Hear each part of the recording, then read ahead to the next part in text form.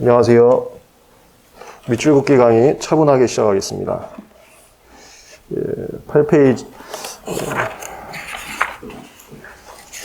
2페이지 1번 특허법의 목적은 가볍게 읽어보시면 됩니다. 그 다음에 기본서의 특징은 2페이지부터 4페이지까지는 목차화한 거여서 목차 위주로 훑어보셔도 무슨 내용이 있는지 파악하는 데 도움이 될 겁니다. 그 다음에 5페이지에 내용 요약이라고 있는데 이것은 앞쪽에 목차화에서 요약한 거에 대해서 보충 설명을 좀 한 것으로서 제가 수업 시간에 말씀드렸던 그런 썰들을 소설책 읽듯이 읽는 느낌 들게 해놓은 겁니다. 가볍게 읽어보시면 되는 거고, 그 다음에 여기에는 없는데 6페이지 같은 그림이 또 다른 챕터에서는 이게 표로 되어 있습니다. 표는 무조건 외워야 되는 거고 나중에 조문특강 가면은 표만으로 또 수업이 진행되게 되는데 크게 세 파트라고 보시면 돼요. 목차와 그 다음에 소설책 같이 썰 풀어놓은 거, 그리고 마지막 표. 8페이지 절차 능력.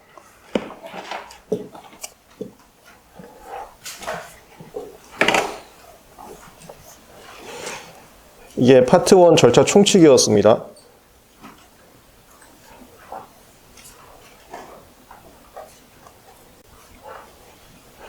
그리고 필기자료는 뭐 다 잘 아시겠지만 변리사스쿨 여러분들 수강하는 사이트에 첨부되어 있을 거고 또는 카톡방에 올려드리고 있습니다. 카톡방 초대 희망하시는 분들은 변리사스쿨에다가 아이디 남겨주시면 되겠습니다. 절차 총칙 중에서 첫 번째가 이게 절차 능력인데 본인 쟁점이었죠. 얘가 3조, 4조, 5조가 있었어요. 여기가 미성년자, 비법인, 재외자. 여기는 본인이 혼자서 절차를 밟을 수 없는 사람들이었었고, 얘는 법정 대리인이 필요하고, 얘는 대표자 관리인이 필요하고,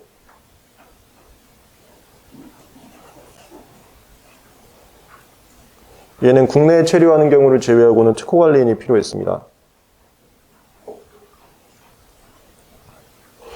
만약에 이들 없이 이들이 혼자서 절차를 밟게 되면 여기는 보정명령 사유, 그리고 절차가 무효로 될 수 있고, 여기는 법조문에 없으니까 공부할 필요 없는데 제가 책에는 사견을 써놨지만 얘하고 비슷하게 취급될 것 같다라고 써놨어요. 사견 부분은 가볍게 읽고 그냥 버리면 되는 거야. 그럼에도 불구하고 내가 왜 썼냐? 그거 자꾸 궁금해갖고 공부를 못 하시더라고. 그래서 써놓은 거니까. 얘가 중요하죠. 얘는 반려사유입니다. 그 다음에 보정사유와 반려사유의 가장 큰 차이점은 얘는 추후에 보정이 가능하다는 거. 그게 법정대리인 추가고, 법정대리인을 추가하게 되면은 추인으로 보게 됩니다.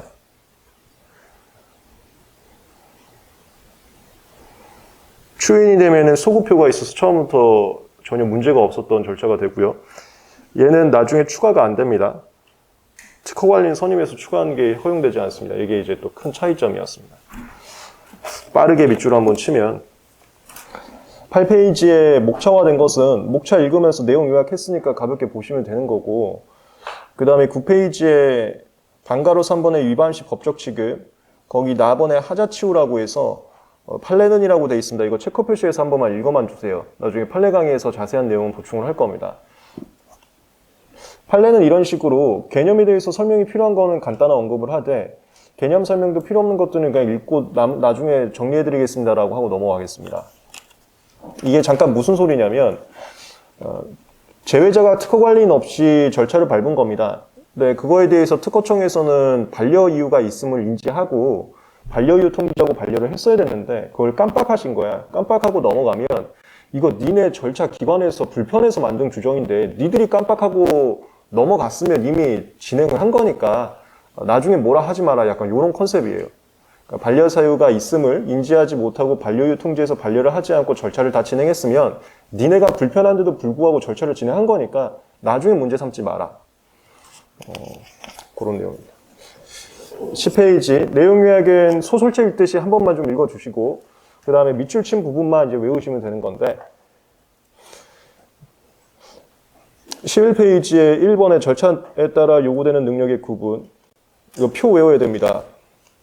거기에 좌측에 절차 능력만 있어도 할 수 있는 절차, 우측에는 권리 능력까지 같이 있어야 되는 절차인데 좌측 걸 잘 외워야 돼. 권리 능력 없어도 밟을 수 있는 절차. 이걸 다른 말로 비법인 사단도 진행할 수 있는 절차라고 표현을 하는데 그게 출원인 특허권자가 아닌 사람이 할 수 있는 절차 이렇게 외우면 돼. 출원인 특허권자가 아닌 사람. 출원인 특허권자가 권리를 가지려는 애들이거든요. 권리를 가지려는 애들은 권리 능력이 있어야지만 할 수 있고 권리 능력이 있다는 것은 민법에서 배웠지만 사람하고 법인밖에 안 됩니다. 그러니까 주민등록번호하고 법인등록번호 있는 사람만 되는 거고 비법인은 그 법인등록번호가 없는 사람으로서 권리를 줄 수가 없어요. 그런 사람들은 좌측 거 남의 출원의 심사 청구 정보 제공 이게 법조문은 누구든지 할 수 있는 절차로 돼 있는데 그런 라인들이고 특허 취소 무효 심판 청구 특허 취소도 누구든지 할 수 있었고 무효 심판 청구도 이해관계인이라고 해서 하여튼 권리자가 아닌 사람도 할 수 있는 절차라고 보시면 되겠어요. 그다음 그 밑에 소극적 권리범 심판도 그 이해관계인이지 그리고 적극적 권리범 심판 피청구인 또 이해관계인이지 이게 교묘하게 출원인과 특허권자를 피해간 절차들 당사자들 써놓은 겁니다. 그 다음 밑에 심판의 재심 청구인 피청구인 하여튼 특허권자가 아닌 사람들이 심판했다가 다시 재심할 때 또 얘기하는 거고요. 외우세요.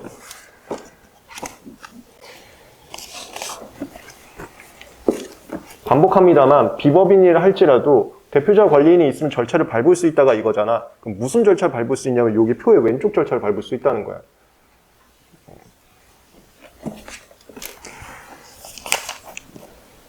(13페이지) 첫 번째 줄 제25조에 제외자 중 특정국가가 이게 비동맹국이죠. 비동맹국의 외국인의 권리 능력이 25조에 있는데 이것은 거절 이유이기 때문에 그 문단에서 맨 밑에서 두 번째 줄 권리 능력이란 제목이 있어도 반려되는 것이 아니고 수리된 다음에 심사관님 심사 진행에서 거절 이유가 통지해서 거절 결정된다. 반려사유, 절차 무효사유, 거절이유는 명백하게 구분하고 있고 25조는 거절 이유임이 명백하기 때문에 반려사유가 집어넣지 말라는 소리고 이게 왜 그런 논란이 됐냐면 반려사유 중에 하나가 특허에 관한 절차를 밟을 권리가 없는 절차가 그 절차를 밟은 경우란 사유가 있는데 거기서 권리란 단어가 등장했다고 25조에도 권리란 단어가 등장한다는 이유만으로 거기로 취급하지 말라는 소리입니다. 5번 지적의사 판단 능력, 이게 행위 무능력을 제가 이제 풀어놓은 거고요. 세 번째 줄, 미성년자 피한정 및 피성년 의견인은 특별한 사정이 없는 한, 이거 특별한 사정이 독립해서 법률행위를 할 수 있는 경우고 민법에 있는 거 그냥 갖다 따다 붙인 거고요. 그게 특허에서 뭔데요? 라고 궁금해할 필요는 없어요. 그냥 민법에 있는 규정 그대로 갖다 놓은 거기 때문에. 법정대리인에 의하지 않으면 수속이 제한된다. 이거 어떻게 제한되는지 아까 했죠? 절차 무효될 버릴 수가 있습니다. 그 다음 그 밑에 줄 끝에 보정을 하라는 특허청장의 명령이 나오고 옆에 보정명령에 따라 법정대리인을 추구하는 보정을 하면 추인이 돼서 적법한 절차가 되고 추인엔 소구표가 있었어요. 그 다음 보정명령을 불응하면 절차가 무효로 될 수 있다. 아까 필기한 내용들 언어적으로 표현되어 있는 것들입니다. 그 다음에 14페이지 6번의 교신 능력. 교신이라는 게 서류의 서류를 왔다 갔다 하는 걸 교신이라고 하는 건데 먼저 비법인 그게 하나, 둘, 셋, 넷, 다섯, 여섯, 일곱, 여덟 번째 줄. 비법인 사단이라 할지라도 대표자나 관리인이 정해져 있어야 절차를 밟을 수 있다. 네, 그 다음에 이제 제외자인데 거기서 하나, 둘, 셋, 넷, 다섯, 여섯, 일곱, 여덟째 줄.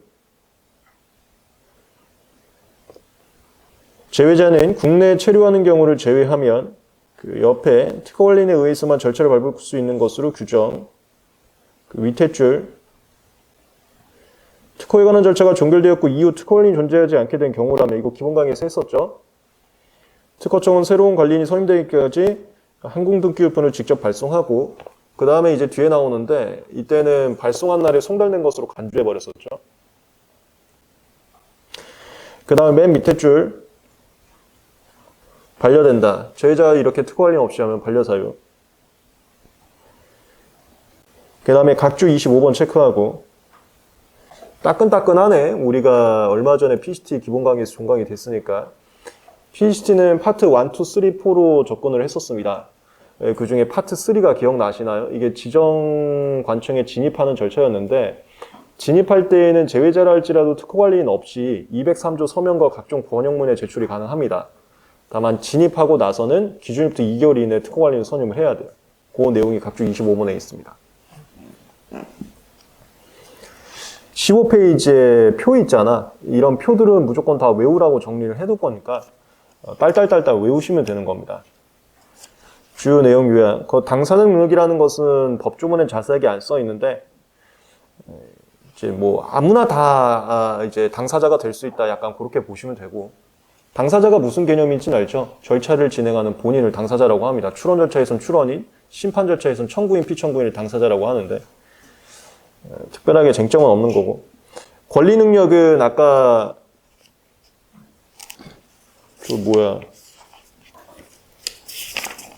11페이지에서 표에서 왼쪽 거 절차들 외우라고 했던 그 내용이고, 우리 특허법에는 권리 능력이 없어도 밟을 수 있는 절차가 있다. 이거 잘 외우고, 그 다음에 절차 능력이 조문에 써있던 3조, 4조, 5조니까 이거는 확실하게 외우고,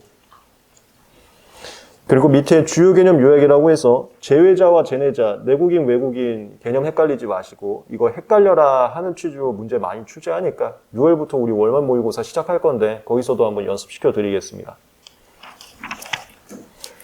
됐어. 여기까지 본인이었습니다. 다음 대리인.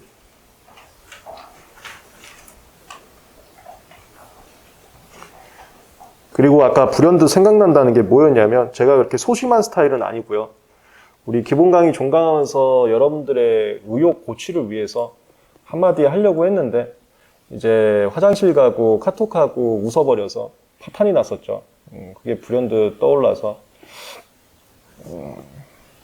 조용히 수업을 열심히 하겠습니다. 그래요. 그래서 이제 대리인인데,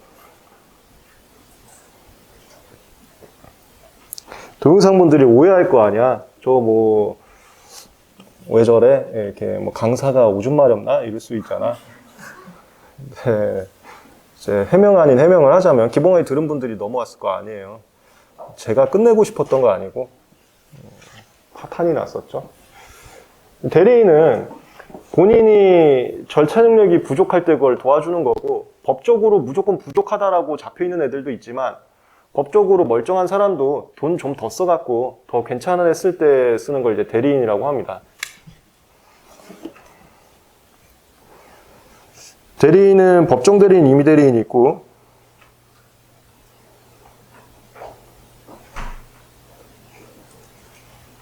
법정은 친권자, 후견인이 있는데,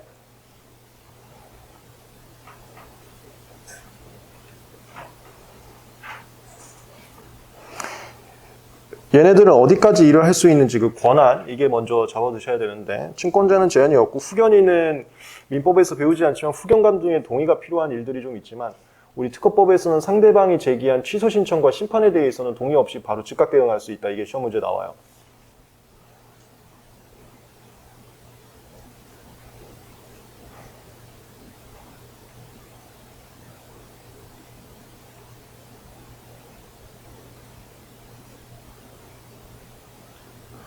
그 다음에 임의 대리인은 어디까지나 본인한테 위임을 받은 것까지만 권한이 되는 거고, 그리고 이 위임이라는 것은 전부 다 서면으로 증명을 해야 됩니다.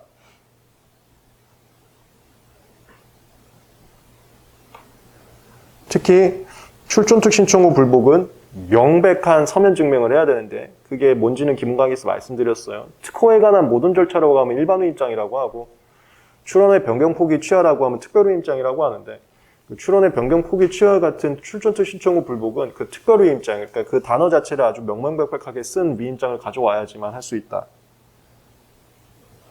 이제는 밑줄부터 시작을 해서 아예 조문특강 가면 제가 아예 두 문자 따서 들어간다고 했었죠. 밑줄부터 슬슬 두 문자를 시작을 할 겁니다. 그러면 슬슬 이제 외우시면 되는 거예요. 기본 강의 때 충분히 습득을 했으니까.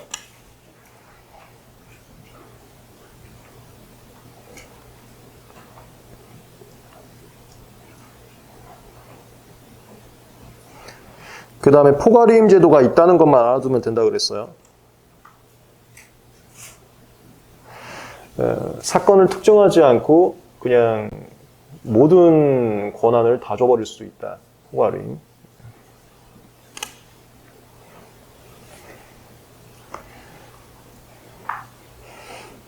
그 다음에 이제 기타적인 내용으로 몇 가지 더 나오는데 책 보면서 하겠습니다. 16페이지.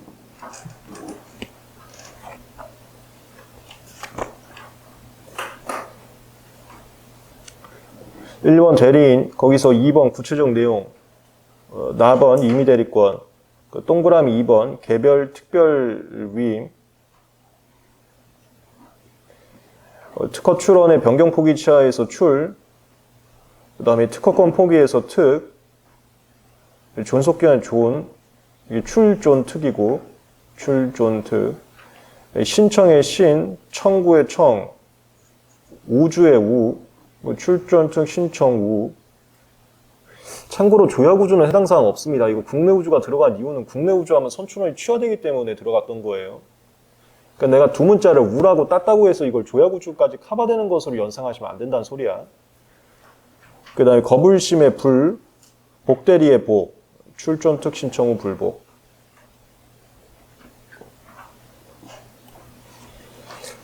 그 다음에 17페이지 4번 임의대리권 불소멸. 이거 조금 이따 할 건데 절차의 정지 중에서 중단 파트에서 나오는 건데 당사자가 절차를 진행할 수 없게 된다 하더라도 임의대리인이 존재하면 중단시키지 않는다.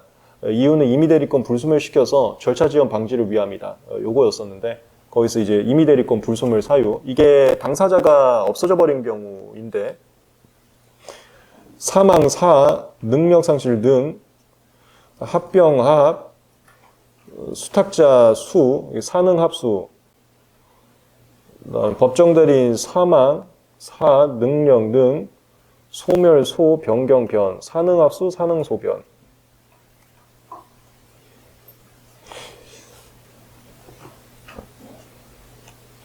이거를 중단 사유에서는 법정 대리인의 사상으로 나오는데 법정 대리인 사상이 아니라 각종 사상으로 나오는데 그 소리가 그 소리이긴 합니다. 이거 기본 강의에서도 말씀드렸지만 사능 합수, 사능 소변, 불소멸 사유.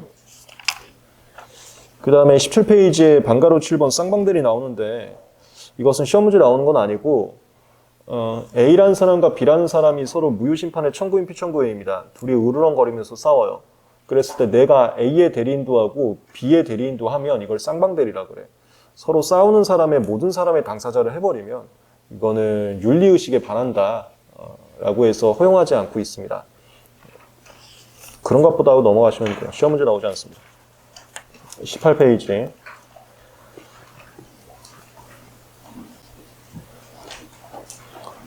법정 대리인 하나, 둘, 셋, 넷, 다섯, 여섯, 일곱, 여덟, 아홉, 10번째 줄. 그러니까 밑에서 4번째 줄이네. 후견인은 상대방이 신청한 취소 신청이나 상대방이 청구한 심판 또는 재심과 같이 밑에 제한 없이 절차를 밟을 수 있을 뿐. 이게 요구한 거예요. 후견 감독인의 동의 없이도 할 수 있다. 권한 얘기였고. 19페이지 3번 임의대리권 범위. 두 번째 줄 서면 증명. 그 옆에 6조 절차는 그 밑에 줄 엄밀히 입증. 엄밀히 입증 이거 특별히 입장 갖고 오란 소리예요. 이거 출전특 신청후 불복은. 그냥 그 밑에 줄 8조에 열거된 사유를 임의대리권 소멸하지 않는다. 이게 아까 사능합수 사능소변이었었고 그 밑에 포괄이임 가능하다. 넘어가서 20페이지 표 외우시면 되는 거야.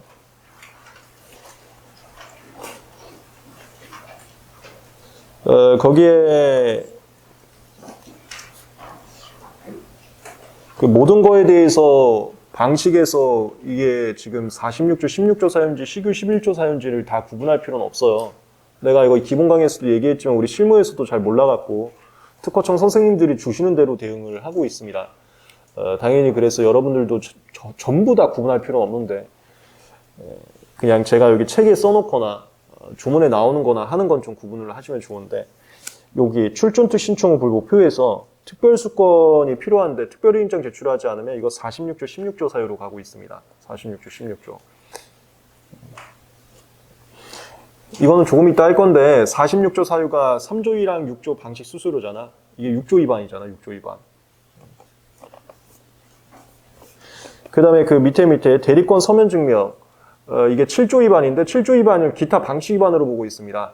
그래서 이것도 46조 16조로 가고 있어요. 보정명령이라는 게 46조 16조 얘기하는 거고.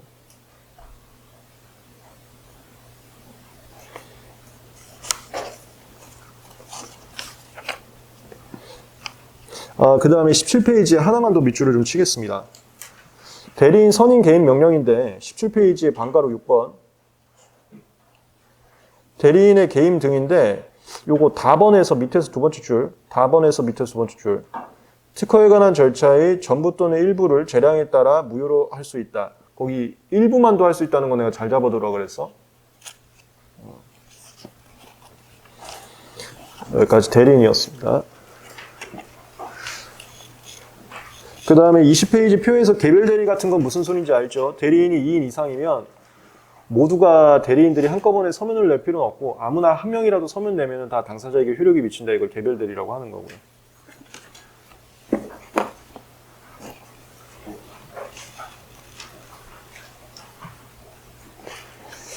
그 다음에 당사자가 여러 명인 경우를 복수 당사자라고 하는데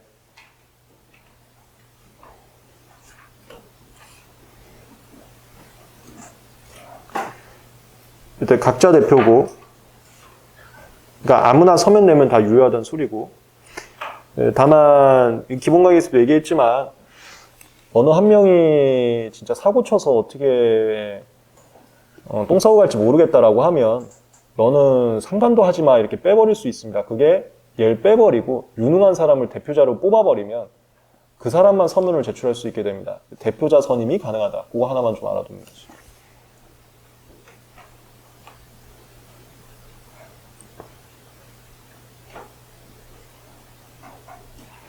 그 다음에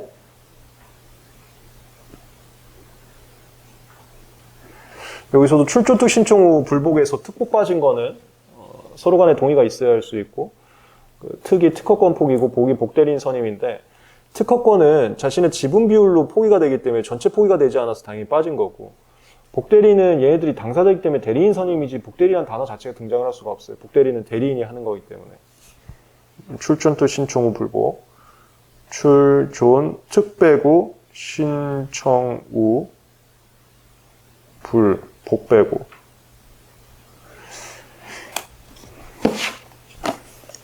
이 21페이지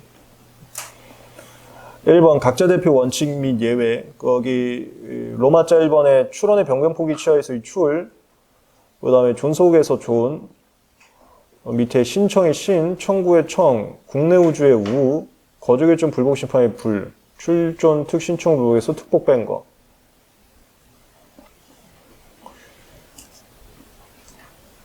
그리고 3번 관련 문제에서 이거 약간 세밀하게 조금 더 잡아두면 좋은데, 그 1번 국제 출원의 경우라고 있지 않습니까? 이것도 기본 강의 종강한 지 얼마 안 됐으니까 굉장히 따끈따끈 하실 텐데, 첫 번째 줄에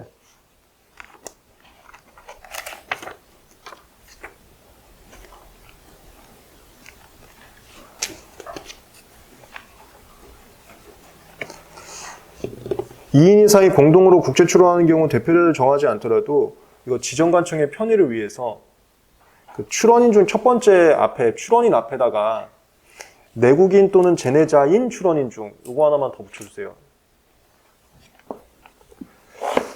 이건 우리 며칠 전에 한 거죠, 기본 강의에서.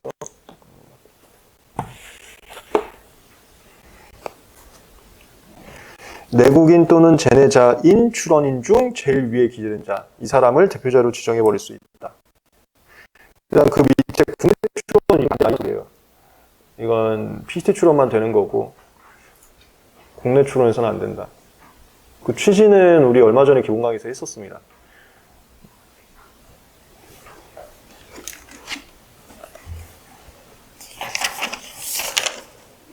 (22페이지)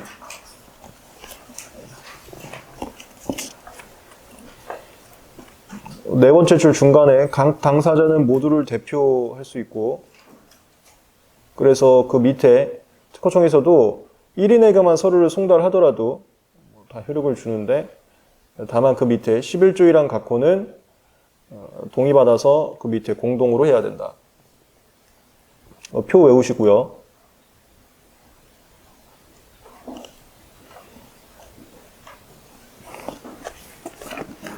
여기까지 본인과 대리인이었습니다.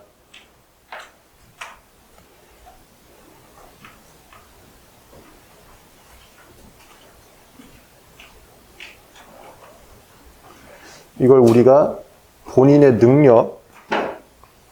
능력이라는 게 이제 절차를 밟을 수 있냐 없냐, 자격이 있냐 없냐 뭐 이런 느낌인데, 그리고 대리인의 권한, 대신할 수 있는 거 맞냐, 이 내용이었어요. 본인과 대리인.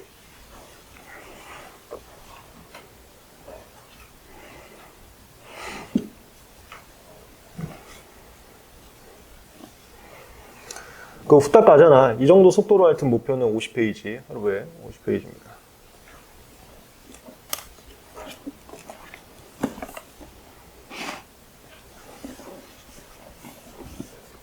그 다음 23페이지, 반려사유와 절차 무효인데,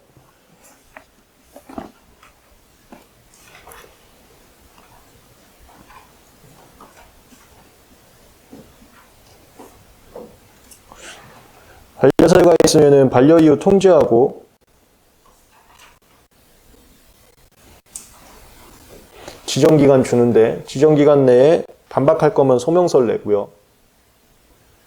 아, 내가 잘못했네 하면 그냥 빠꾸 당장 놓으세요. 반려유 청소를 할 수가 있습니다.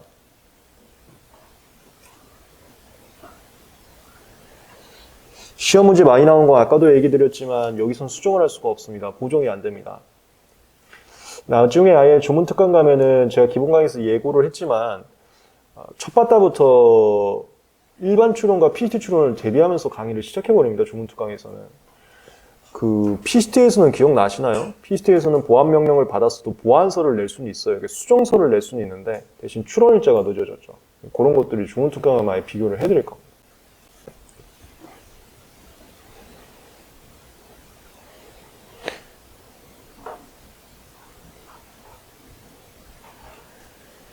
그리고 이런 반려에 대해서는 일반적인 행정처분이기 때문에 특별하게 기술적 지식이 필요한 것도 아니고 특허법적 지식이 필요한 것도 아니어서 그 일반 라인에 따라 불복 가능해요. 그게 행정심판 또는 행정소송으로 불복이 가능합니다.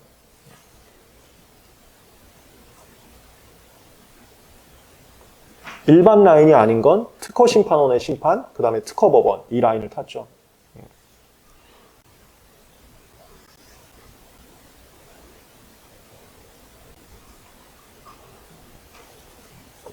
그 다음에 무효사유는 요건 뭐 간단하니까 한번 써볼까요? 3조 1항 6조 방식수수료. 미성년자가 법정 대리인 없이 한 거. 이건 출전투 신청 후 불복. 이건 기타 방식 위반 수수료 미납. 사유 통지하고 지정기간 내에 반박할 거면 의견서, 수정할 거면 보정서를 낼 수가 있습니다. 지정기간 내에도 하자가 해소되지 않으면 무효로 될 수 있고요, 절차가. 무효가 됐다면은 행정심판 행정소송을 불복할 수 있고, 그 다음에 이제 이런 거 이제 외워야지.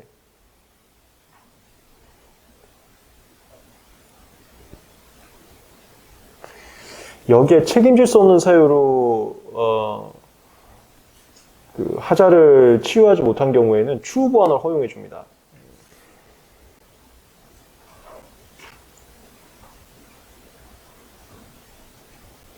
절차 무효 처분이 무효가 확정되었어도 책임질 수 없는 사유로 저게 된 거라면 책임질 수 없는 사유 소멸일부터 2개월, 원 기간 만료부터 1년 안에 추후 보완할 수가 있어요. 추후 보완한다는 건 그때 보정서를 다시 낸다는 소리죠.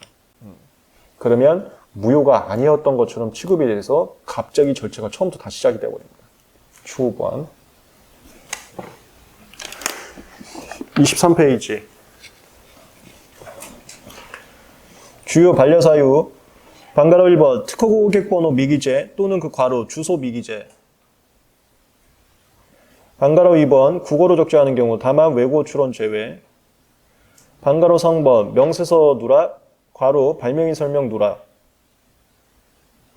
반가로 4번 청구범위 기재하지 않은 정당 권리자 추론. 그게 우선일부터 1년 2개월 이미 경과했을 때 우선일부터 1년 2개월. 요거 조문특강 가면 또 외우게 해드릴 건데 잠깐 맛보기만 좀 하자면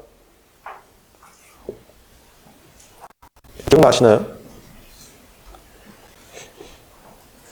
우리가 일반 추론이 있고 추론을 소급해주는 추론들이 있었습니다. 정당 권리자 추론, 분할 추론, 변경 추론. 이 추론일 소급표 있는 것들은 추론일 소급표로 인해서 추론인한테 불이익이 생기는 경우가 있을 수 있었습니다. 그걸 또 구제를 해주려고 이런 게 있었어. 추론일 소급표 예외와 플러스 30, 플러스 30, 플러스 30, 플러스 3개월.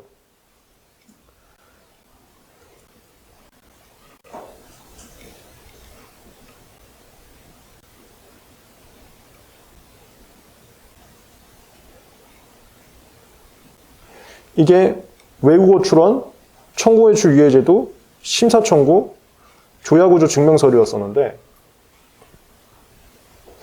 정당 권리자 추론은 조문이 이거밖에 없고 나머지는 없었지. 나머지 없어서 방금 반려사유가 이거야. 불안이나 변경은 우선부터 1년 2개월이 지났어도 플러스 30일 더 주는데 정당 권리자 추론은 우선부터 1년 2개월이 지났으면 반려시켜버려요. 플러스 30일 더 주는 게 아니고. 그게 추론일 소급표 있는 애들끼리 또 차 있죠. 청구범위 미기재. 그 다음에 5번 제외자, 6번 기간 오바, 7번 특허에 관한 절차를 밟을 권리가 없는 자. 이게 아까 얘기 드렸던 겁니다. 25조는 여기에 해당하지 않는다고요. 그 다음 8번 청구범위 미기재. 이거 뭐야? 이거 나중에 또 조문특강에서 외운다 그랬지? 이게 외국어 추론의 제한과 청구해줄 유예제도의 제한이라고 합니다. 그래서 외국어 추론의 제한은 보분 변심조,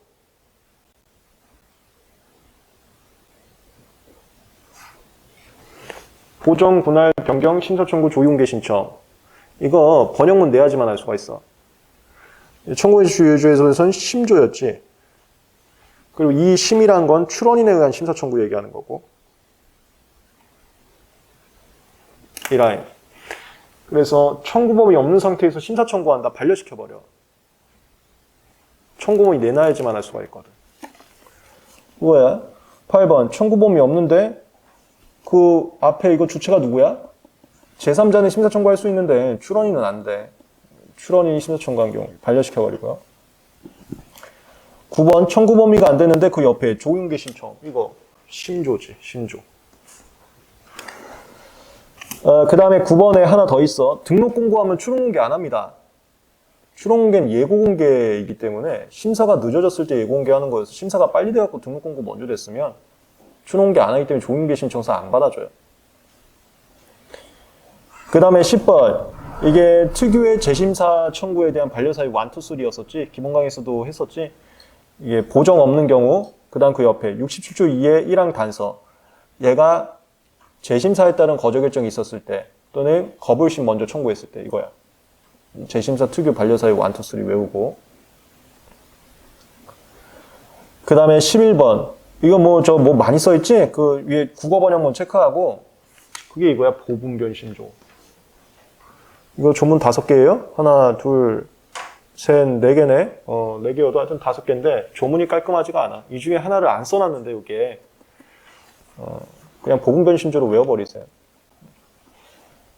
항상 사람이 법을 만들다 보니까 완벽하게 균형이 되어 있지가 않아요.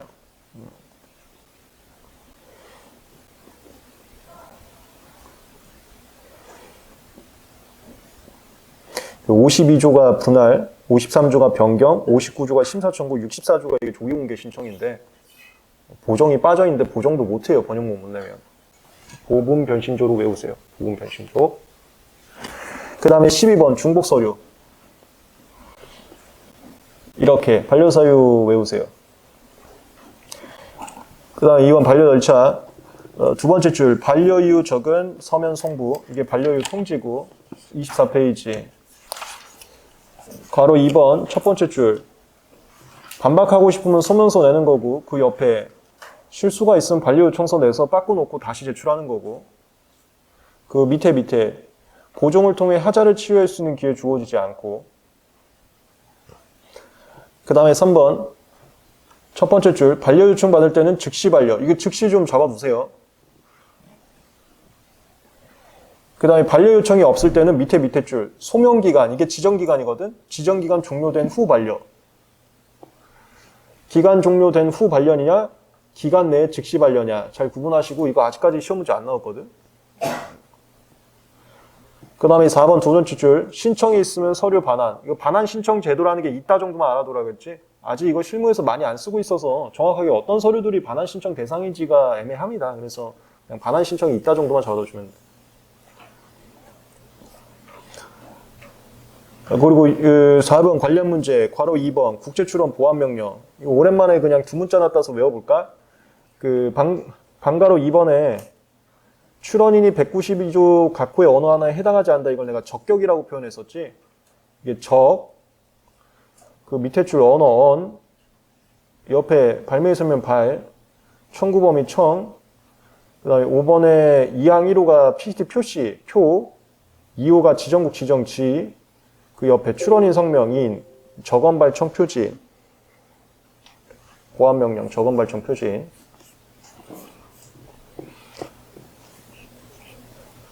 그 다음에 25페이지의 방가로 2번은 그 두 번째 줄 잘못 제출된 경우. 이것은 방금 했던 방가로 1번의 보안명령하고는 좀 느낌이 다른 보안명령이라고 우리 얼마 전에 했었던 거예요.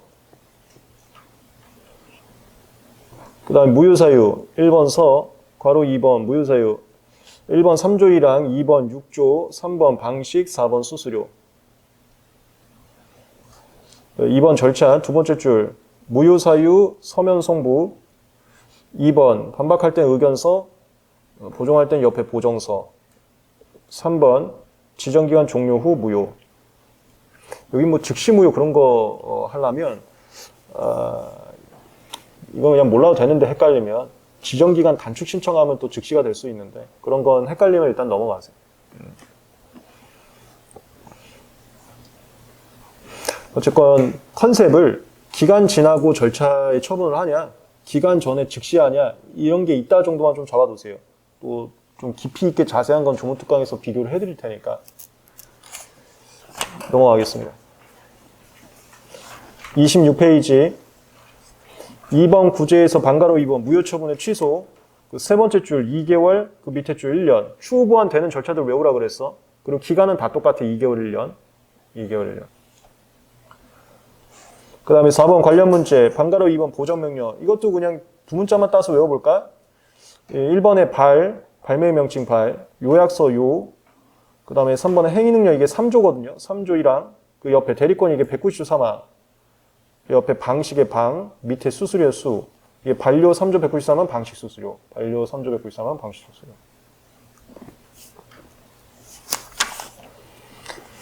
28페이지 표 외우고.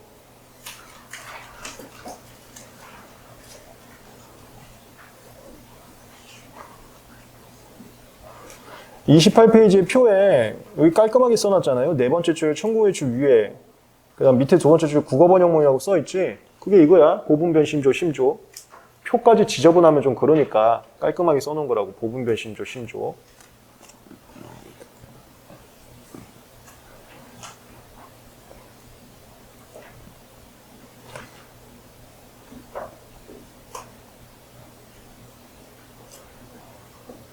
그 다음에 표에는 지금 제 오른쪽에 보시면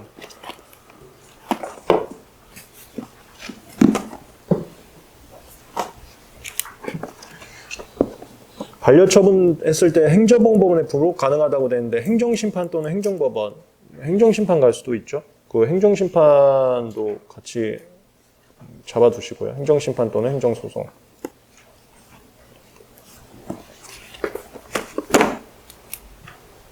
요 내용이었어요.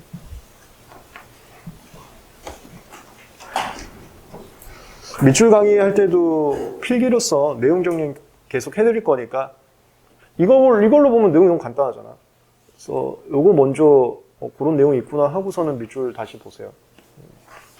또 너무 많은 정보가 쏟아졌을 때 아예 프로그램 오류 걸리는 경우도 있을 수는 있으니까 그런 경우에는 작은 정보부터 스텝별로 가시면 좋습니다.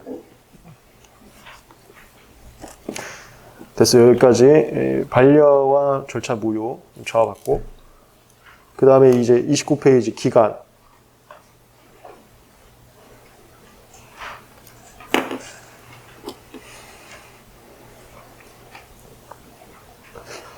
이번 관련 문제고 판례 잡아두세요. 이거 나중에 판례 강의에서 좀 하겠습니다. 기본 강의에서 간단히 조금 말씀드렸던 것 같기도 한데 그 특허법에서 14조에는 근로자의 날을 공휴일로 보는데 민법에서는 근로자의 날이 케이스 바이 케이스로 가고 있습니다. 그랬을 때 이제 특허청 절차와 심판 절차는 14조를 적용하는데 특허법원 절차는 14조를 적용하지 않겠다는 논리예요. 그래서 특허법원에 대해서는 민법에 따라서 근로자의 날이 공휴일이 아닐 수도 있다 이런 내용인 거고 판례 강의에서 좀 더 보충을 하겠습니다.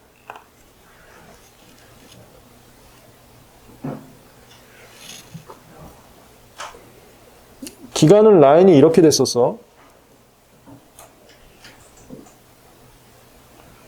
계산, 연장, 추후 보완 정지.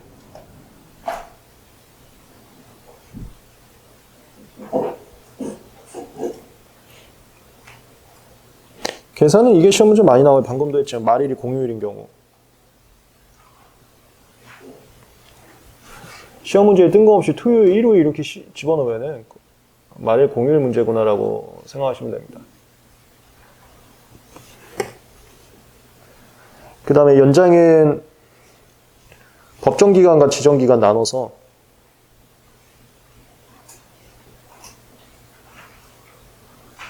법정인은 그 거불심 청구 기간만 가능했었고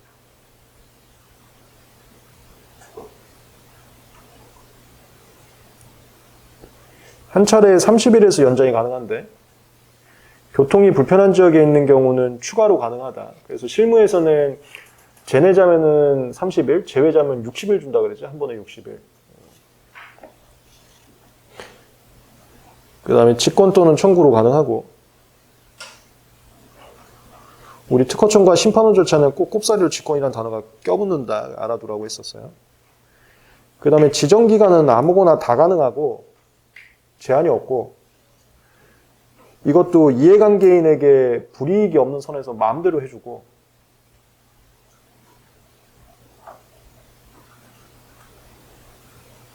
그 다음에 직권 또는 청구로 가능하고 그 다음에 이게 시험 문제 많이 나오지.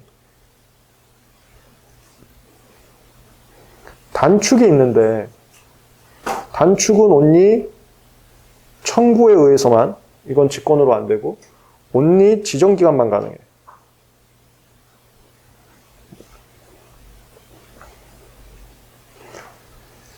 추후 보완 거불심 재심 청구 기간 그 다음에 심사 청구 재임사 청구 기간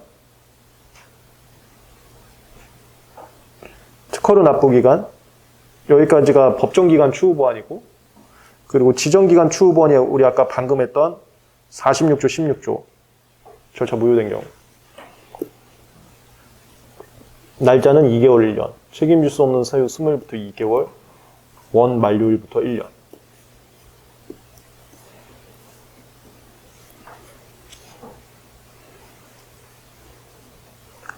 정지는 중단과 중지가 있고 중단은 산응합수 사상 이렇게 본인 산응합수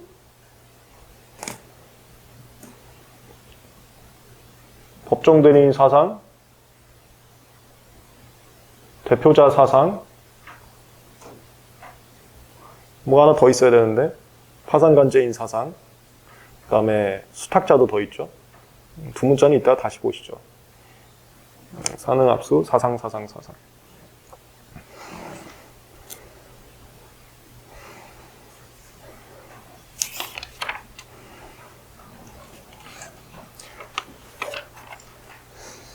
그 다음에 중지는 업무 수행 불가, 특허 청구 심판원. 그 다음에 당사자에게 일정하지 않은 기간 동안 장애가 생긴 경우. 그 다음에 중지 사유들 좀 더 있었어요. 그건 이따가 체크하면서 또 정리를 할 거고. 먼저 얘네들이 이제 시험 문제 자주 나오니까 얘네는 우리 기본 강의 때도 했네. 스펙트럼화를 해서 쟤네들은 어떤 액션 없이 당연 정지. 근데 얘는 중지 명령이 있어야지만 정지. 그렇게 구분을 했고.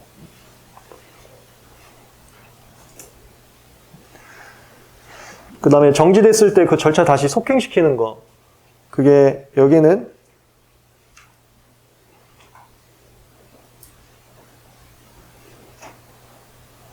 수개 신청, 수개 명령, 그 다음에 상대방이 있는 절차 같은 경우는 수개 명령을 요청할 수도 있다고 그랬었어요. 수개 명령 요청.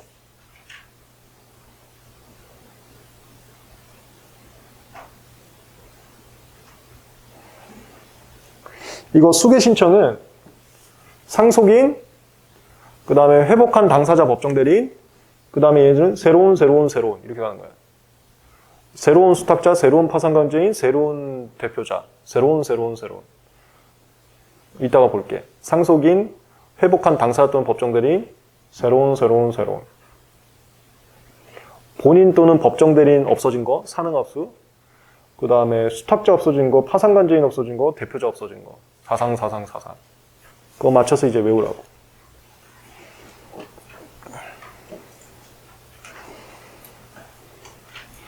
여기는 중지명령 취소되면 다시 속행.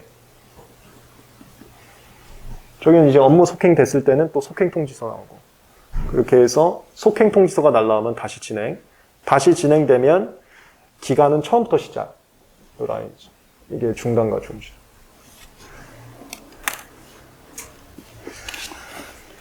네, 책 정리하겠습니다.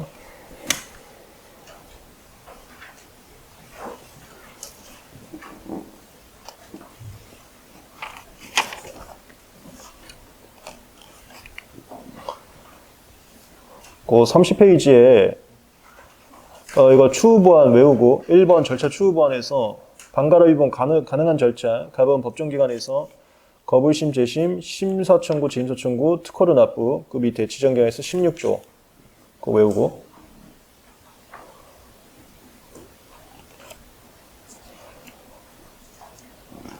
그 다음에 31페이지에 방가로 위반 대리인 해갖고 두 번째 줄에 판례는 이라고 있는데 이거 체크해놓고 이거 나중에 판례 강의에서 또 할 겁니다.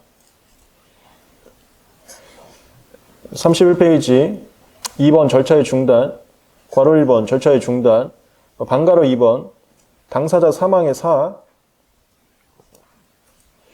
그 다음에 그 로마자 3번 당사자 절차를 밟은 능력 상실의 능,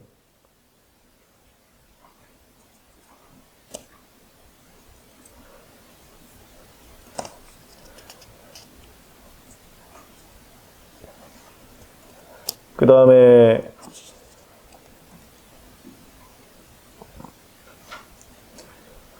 그 수탁자의 수, 그리고 2번의 합, 이게 사능합수, 사망, 능력상실, 합병, 수탁자, 임무 끝난 거, 사능합수.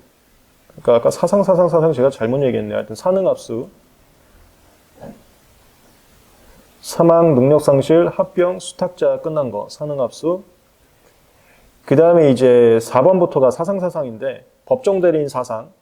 아까 임의대리권 불소멸은 사능합수, 사능소변이었었는데 사능소변을 사상하고 똑같은 거예요. 거기.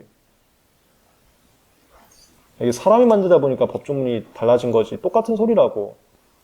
사능소변하고 사상하고 똑같은 거예요.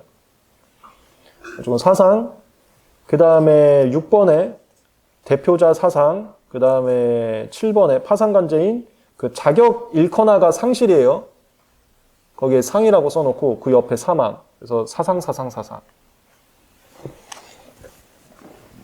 그러니까 두 문자의 폐해가 이거지. 두 문자 따고서는 두 문자는 정상적으로 외워져 있는데 무슨 상황인지 잘 아셔야지. 제가 아까 좀 잘못 얘기해서 죄송합니다. 사능합수, 본인, 사망, 능력상실, 합병, 이건 수탁자 임무 종료. 여기서부터가 법정대리인 사상, 대표자 사상, 파상관제의 사상. 그러니까 자격을 잃거나가 상실이에요, 상실. 사상으로 외우시면 됩니다. 사상. 사능합수, 사상. 그다음 방가로 3번, 위임대리, 첫 번째 줄에 위임받은 임의대리인이 있는 경우는 그 밑에 줄 중단하지 않는다. 그래서 아까 했던 거 사능합수, 사능소변. 사능합수, 사능소변이 있으면 대리권 불소면. 32페이지. 중단된 절차 수계, 방가로 2번. 여기가 이거 사망은 이거 상속인. 그 다음에 이제 능력상실하고 법정대리인은 능력을 회복한 당사자 또는 새로운 법정대리인. 그 다음 나머지 새로운. 요거는 합병후 존속 후 법인. 그래서 얘는 상속인, 합병후 존속 후 법인. 얘랑 얘는 능력 회복한 당사자 또는 새로운 법정대리인. 여기 새로운 스탑자. 그래서 상속인, 합병후 법인, 능력 회복한 당사자 또는 법정대리인, 그 다음에 새로운. 방가로 2번, 32페이지. 로마자 1번, 첫 번째 줄 상속인. 그 다음 그 밑에 상속 포기했을 때까지는 수계 못하고요. 그 다음 그 밑에 합병후 존속한 법인. 그 다음 그 밑에 회복한 당사자 또는 새로운 법정대리인. 그 다음 그 밑에 새로운 수탁자. 그 다음 그 밑에 새로운 대표자 또는 각 당사자. 새로운. 그 다음에 그 밑에 같은 자격을 가진 자, 이것도 새로운 파상관제. 이렇게 하면 돼요. 새로운.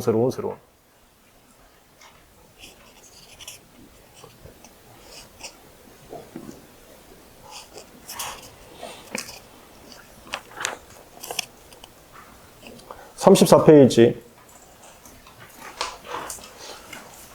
심판에서는 2인 이상의 당사자나 참가인 중에서 어느 한 명이라도 중단 중지원이 있으면 다 멈춘다. 34페이지 첫 번째 줄, 공동 심판 청구인이나 피청구인 중 1인에게 중단 중지원이 있으면 모두에게 효력 발생. 그 다음에 2번 참가.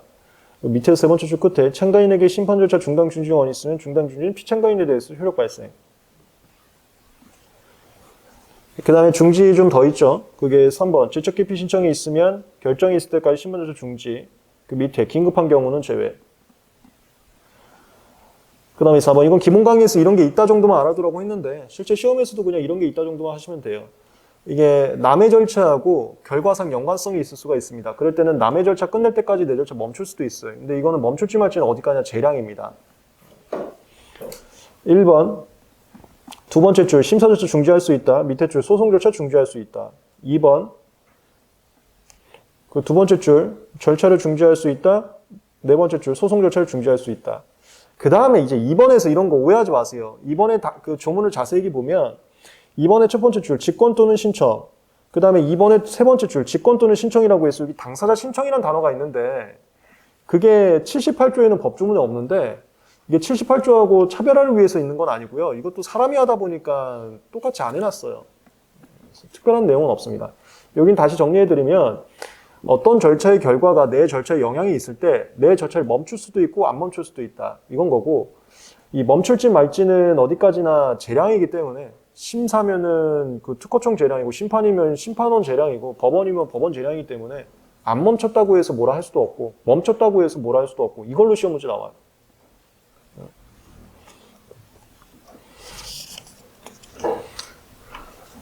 넘어가서 36페이지. 이거 아까 판례 내용으로서 밑줄은 쳤었는데 14조에서 말하는 기간이란 세 번째 줄, 특허에 관한 절차에 있을 기간만을 의미하며 특허법원 등의 법원을 상대로 하는 기간은 포함되지 않는다.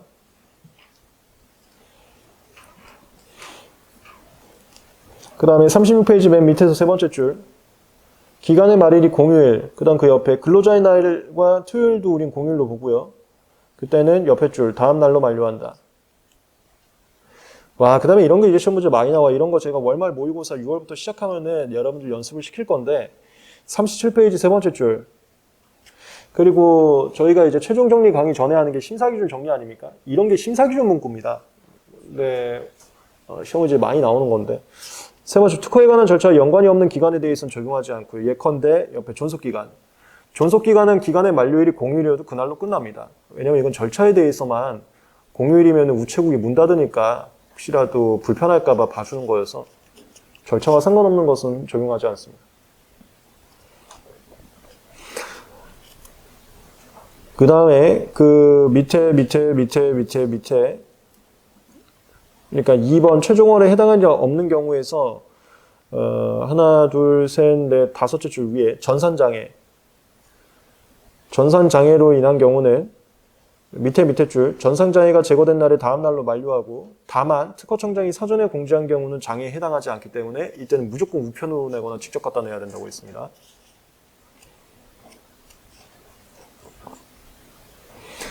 그리고 2번부터가 심사기준에 있는 연습 문제고 한번 풀어볼 건데 기간 연장은 풀지 마세요. 어려우니까. 기간 연장했을 때 날짜는 기간 연장 전까지만 한번 풀어봅시다. 2번 최종월에 해당일이 없는 경우 이거 지금 2달 계산하라는 건데 일단 날 믿고 첫날 무조건 빼라 그랬지? 난 믿고 가도 돼요. 그래서 30일이면 그냥 빼버려. 31일부터 해서 거기다 2를 더해. 그러면 2월 31일이지? 그럼 그거의 전날로 와. 그럼 2월 30일이지? 근데 2월 30일이 2월에 없잖아? 그럼 2월에 있는 날로 가라고. 그게 28일까지 있으면 28일로 가는 거고 29일까지 있으면 29일로 가라. 이렇게.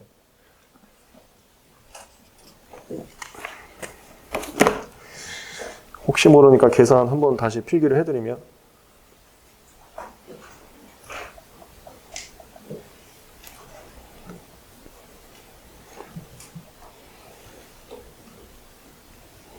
12월 30일부터 2달을 계산을 하면 첫날 무조건 날 믿고 빼버리고 12월 31일부터 2를 더해요.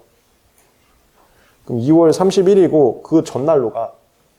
그럼 2월 30일인데 이게 없어 만약에. 그러면 2월의 마지막 날로 간다. 이렇게.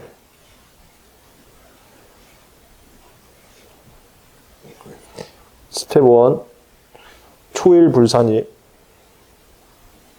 첫날 빼고 스텝 2 월 더하고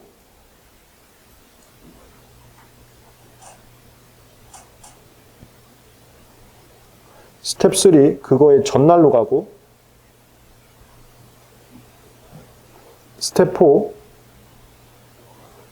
해당 일이 없으면 막날로 이렇게 1, 2, 3, 4로 그 다음에 이게 만약 공휴일이면 다음날 3월 1일로 이게 만약에 일요일이면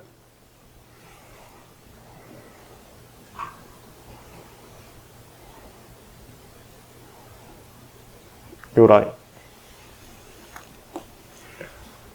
한 번만 더 예시할까? 이게 만약에 토요일이면 3월 2일로 3월 1일이 일요일이잖아.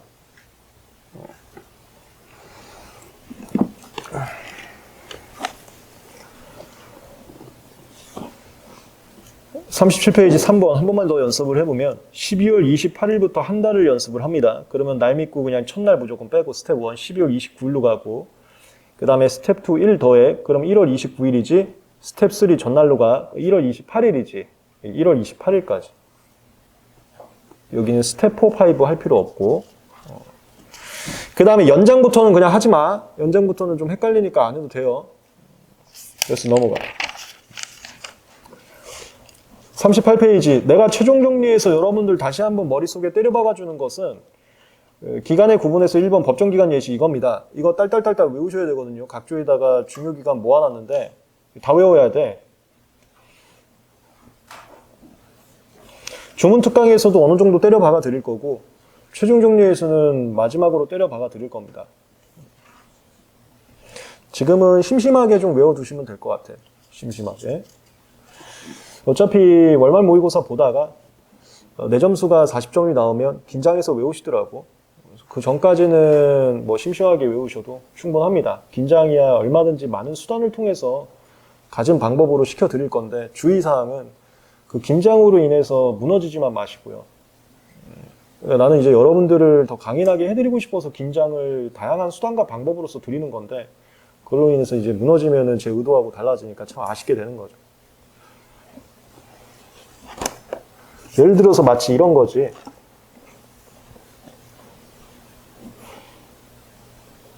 너 이것도 못 외웠어? 이러면 쫄지 말라고. 공부하라는 소리니까 뭔지 알겠죠? 제가 여러분들하고 척질 필요가 뭐 있어요? 공부를 하라고 얘기를 하는 거지. 뭔지 알겠죠? 요즘에 제가 이제 2차 종합반은 여러분들도 지나가면서 보셨겠지만 그 매일 쓰는 연습을 하고 있어요. 그러면 이제 우리 학생들이 쓴 걸 갖다가 TV에 틀어놓고 제가 첨삭을 해줍니다. 지금이 시험이 3달도 안 남았는데 이런 식으로 할 거야? 이런 단어를 제가 써요. 쓰면 가끔 그 다음부터 안 나와. 근데 그것은 이제 오해니까 난 진짜로 긴장시켜서 더 공부를 시켜드리고 싶은 거니까 오해하지 마시고요. 기본 강의 때도 말씀을 드렸지만 또 뭐 하게? 배터리? 그래.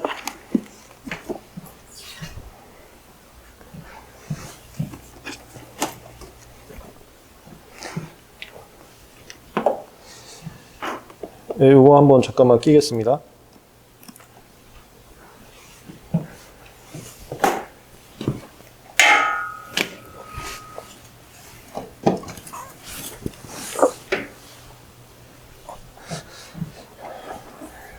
이어서 39페이지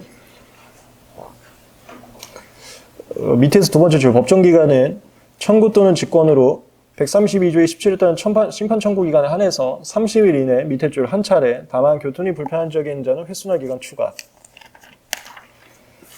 40페이지 첫 번째 줄 지정기간은 가리지 않고 당사 청구 또는 직권으로 연장. 그다음 밑에 두 번째 줄 이해관계인의 이익이 부당하게 침해되지 않는 선에서. 4번 지정기간 단축 첫 번째 줄 끝에 당사자 청구에 따라 단축. 그 다음 밑에서 세 번째 줄 직권으로의 지정기간 단축은 불가. 5번 기타 부가기간 이것도 조금 따끈따끈 하시죠. 특허법원에 소송 제기하는 것도 신경을 받는 앞서 30일이라는 기간을 주는데 이때는 법정기간이라는 표현을 안 쓰고 치사하게 불변기간이라는 표현을 쓴 상태에서 연장이라는 표현을 안 쓰고 부가기간을 준다는 표현을 썼었죠. 밑에서 네 번째 줄 심판장이 주소 또는 거소가 멀리 떨어져 교통이 불편한 지역을 위해 부가기간 정할 수 있다. 여기는 법조문에 질권이라는 단어가 있었지만 실무에서는 당사자가 신청을 하면 지정해 주거든요. 그래서 여기 왜 신청이 없어? 이렇게 구분할 필요는 없어요.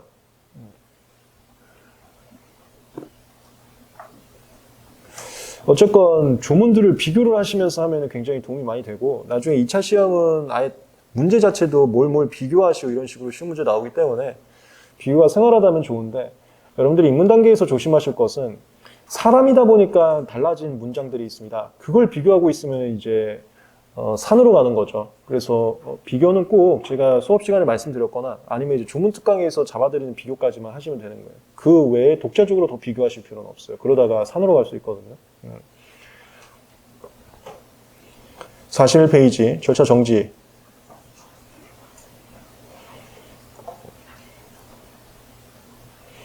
우리 밑줄 치지 않은 것은 썰이니까 다 편하게 읽어보시고 2번 절차의 중단.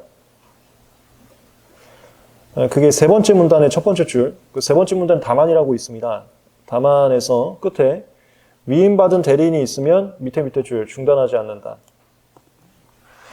이게 아까 산응합수 산홍소변에서 임의대리권 불소멸 사유 외웠던 거고. 42페이지 5번째 줄 수계 신청. 그다음 그 밑에 줄 수계 신청이 있으면 상대방이 통지. 만약에 상대방이 있는 절차면 요쪽에서 수계 신청했으니까 당신이 나한테 수계 신청 명령 요청하거나 수계 명령 요청하거나 할 필요 없어요. 조만간 속행될 겁니다. 이렇게 알려주는 겁니다.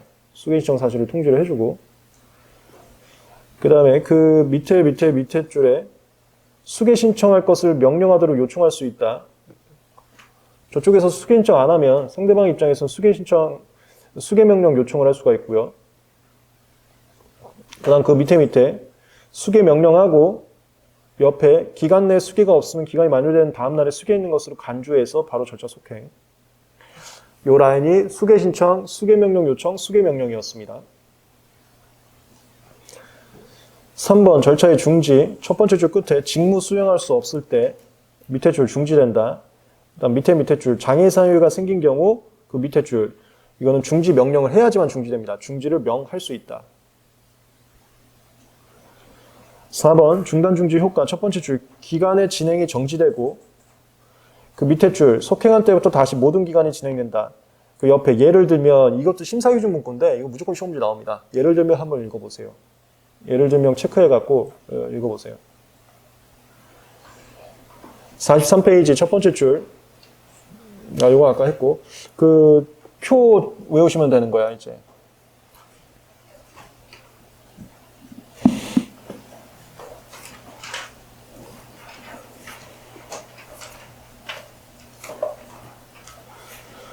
절차 중단 사유 산응합수 사상 잘 구분해서 외우시고 그 다음에 수계자도 상속인 합병 후 존속 후 법인 그 다음 회복한 당사자 새로운 법정들이 새로운 이렇게 잡으시면 돼요.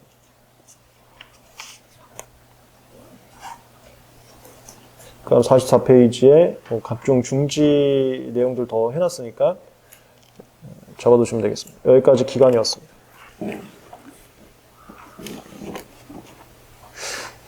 잘 가네. 그쵸. 진도 잘 가죠. 무난하게. 민법은 이제 종강하신 거죠. 선생님.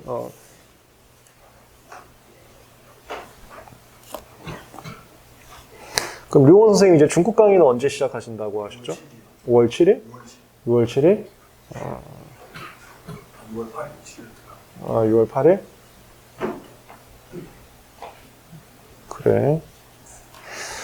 저희가 6월 7일 날 교수님 모실 거니까 여러분들도 물론 메인 특강 주제는 2차 답안지 작성인데 궁금하신 분들이 있으면은 참석을 하시기 바랍니다. 그게 저희 종합반 여러분들의 특혜로서 우리가 매년 교수님들 초청해서 뜻깊은 자리를 하려고 해요. 그래서 우리 변리사스쿨은 이제 학원가에만 있는 게 아니라 실제로 문제를 출제하시고 채점하시는 교수님들과도 협력을 많이 하고 있다를 보여드리고 싶고 또 여러분들한테 도움드리고 싶어서 주최하는 거니까 궁금하신 분들은 6월 7일 날 참여하셔도 되고요. 질문 시간도 있긴 한데 또 어렵게 모신 분들이니까 다들 잘 하시겠지만 놀라울 만한 질문은 안 하시겠죠? 그거 잘 해서 그렇게 하시면 됩니다. 여러분들 특혜니까 편하게 참석 희망하신 분들은 오세요. 45페이지. 그리고 온라인 분들한테 한 가지 더 말씀드리면 저한테 수많은 질문을 해주신 것 중에 하나가 이 밑줄 강의를 장년책으로 해도 되냐라는 질문 굉장히 많이 받았는데 쟁년책하고 내용이 당연히 개정법을 빼고는 비슷한데 다만 우려사항이 그 페이지 변동이 조금 있어요. 그래서 지금 절차 총칙 같은 경우는 페이지 변동도 없고 내용도 거의 흡사한데 뒤쪽으로 가면은 쟁점마다 페이지가 그 위치를 순서를 좀 바꿔놨으니까 그거 제가 페이지 수를 얘기할 때 쟁점을 보고 좀 따라오셔야 될 겁니다. 혹시라도 장년책으로 하시는 분들은. 45페이지. 오늘 이거 서류까지만 해야겠네요. 시간이 좀 됐으니까. 여러분들 오후에는 이제 수업이 없으신 거죠? 야, 너 대단하다. 너는 그러면 생물을 어느 분 거 듣고 있어? 아, 그래? 이게 이제 철저한 공부의 자세죠. 모든 걸 이제 꿰뚫고 있어야 좋은 자세지. 그래. 어떻게 보면 너가 진짜 올해의 내 수제자 길을 걷고 있네. 우리 수제 레인이 하나 해야 될 게 있는데, 나중에 판례 강의를 시작하면 밑줄을 정리를 해서 누가 워드를 좀 쳐줘, 항상. 이건 내가 강제로 시킨 건 아니고, 다들 자발적으로 많은 친구들이 해줬었는데, 너가 하게 될 가능성이 높아 보이네. 절대 강제는 없고, 적극적인 호응이 굉장히 좋아서, 많은 걸 해주지 않을까라는 기대감이 있어서 얘기를 하는 거야. 45페이지 서류 여기까지만 하겠습니다. 여기가 서류의 작성 제출 송달이었습니다.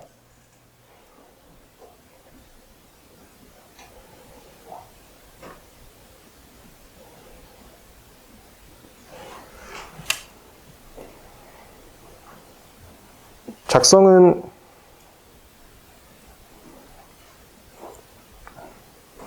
그 고객 번호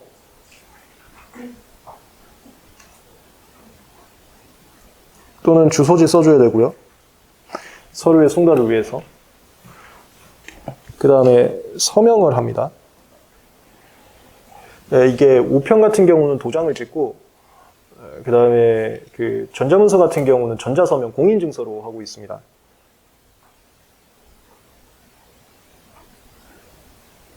그래서 전자서명할 거면 미리 공인증서를 특허청에 등록을 해놔야 되고, 그걸 전자문서 이용신고라고 합니다.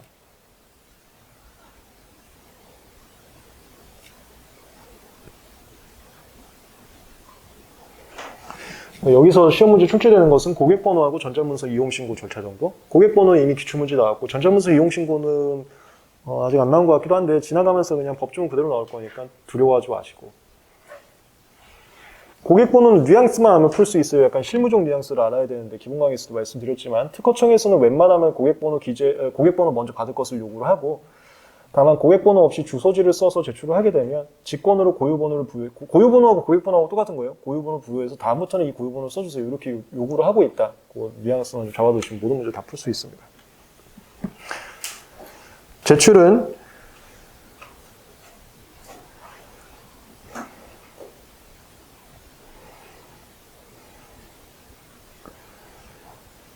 직접 갖다 내는 거, 우편으로 갖다 내는 거, 온라인으로 갖다 내는 거.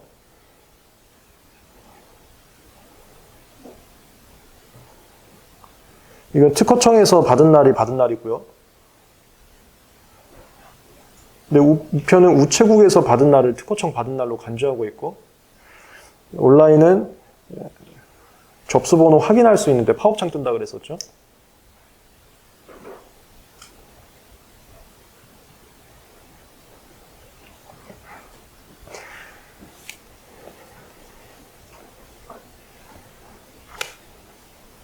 그 다음에 이건 뭐 맨날 시험 문제 나오는 거. 다만 PCT 파트 1 서류하고 이게 PCT 출원할 때 PCT 출원서 쪽 국제 출원 서류라고 하는데 그거랑 그 서리포처, 서리변소처 할 때 특허원보 등록 관련 신청 서류.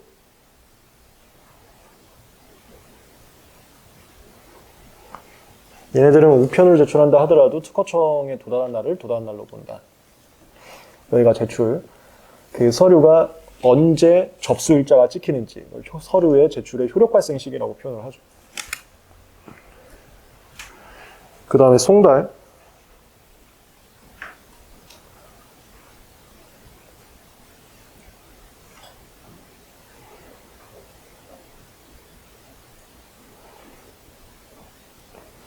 직접 받는 거, 우편으로 받는 거,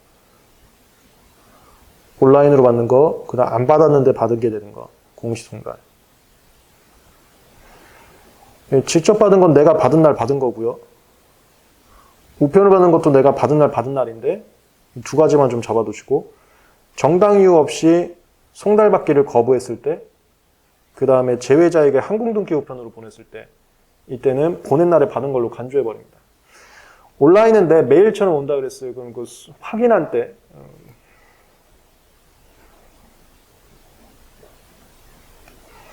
공시송달은 첫 번째는 2주 지나고 다음날, 그 다음에 똑같은 사람을 또 할 때는 올리고 다음날, 2주 다음날, 올리고 다음날.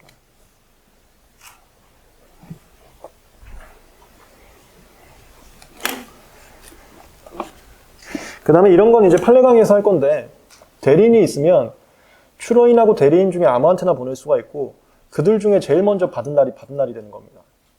보통은 대리인한테 먼저 보내거든요. 대리인이 받은 날, 출원인과 대리인 중 최초로 받은 날이 되는 거예요. 나중에 이제 판례에서도 또 보강을 할 겁니다. 45페이지.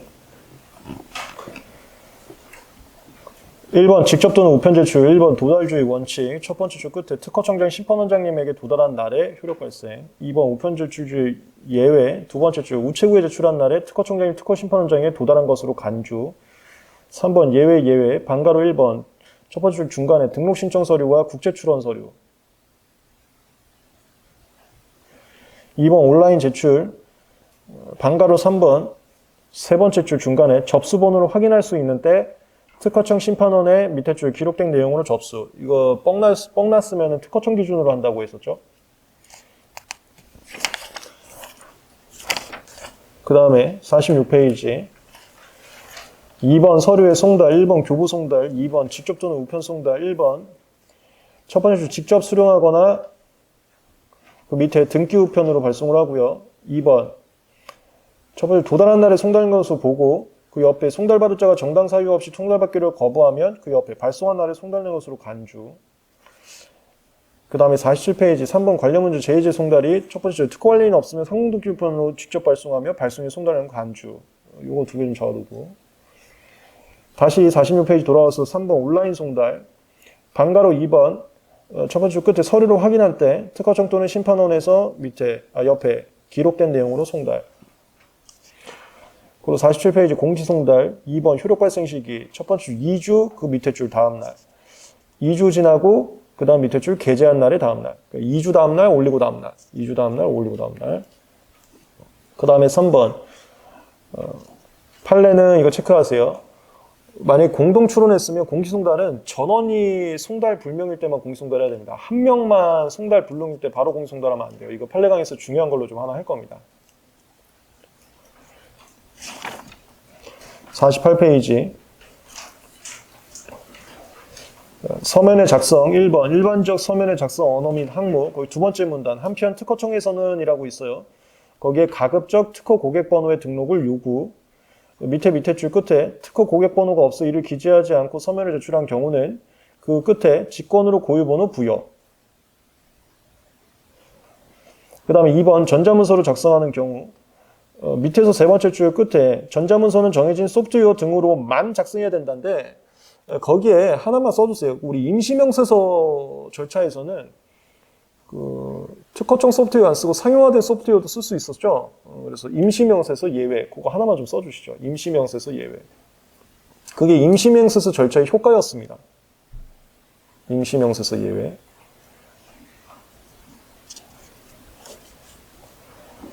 그 49페이지 각주 배부번에도 정해진 소프트웨어로 작성되지 않은 전자문서가 제출되면 반려한다는데 임시명세서 예외 이렇게 하나 써주시죠. 임시명세서는 임시명세서 절차의 효과로서 상용화된 소프트웨어로도 명서도면 요약서를 제출할 수 있었습니다. 그게 기본 강의에서 있었지만 뭐 한컴, PDF, 워드, JPG 이런 것들도 또 가능하다는 게 효과였었죠.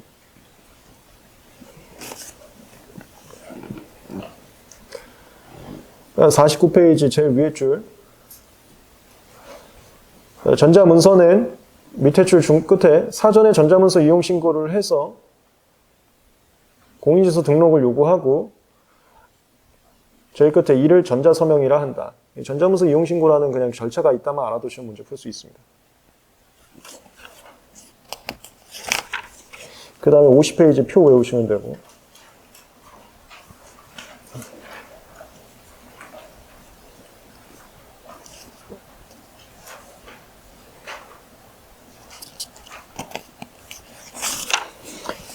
오늘은 송달까지 하겠습니다. 내일 이어서 52페이지 수수료부터 가겠습니다. 수고하셨습니다.